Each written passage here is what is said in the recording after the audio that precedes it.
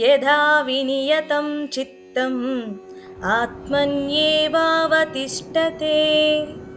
నిస్పృహః సర్వకామేభ్యః యుక్త ఇత్యుచ్యతే తథా.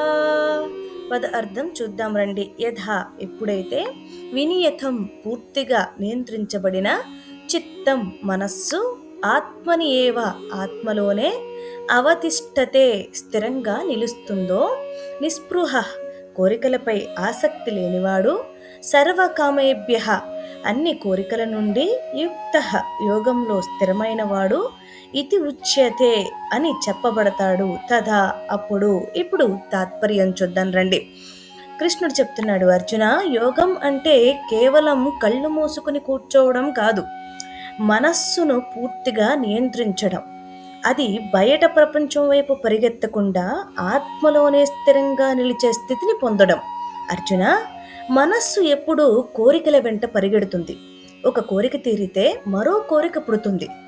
ఇలా అంతులేని కోరికలతో మనిషి అలసిపోతాడు.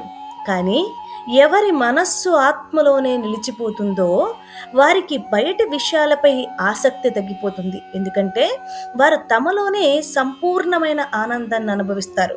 అర్జున, అలాంటి యోగిని ప్రపంచంలోని ఏ కోరిక కూడా కదిలించలేదు, ఏ ఆశ కూడా బంధించలేదు.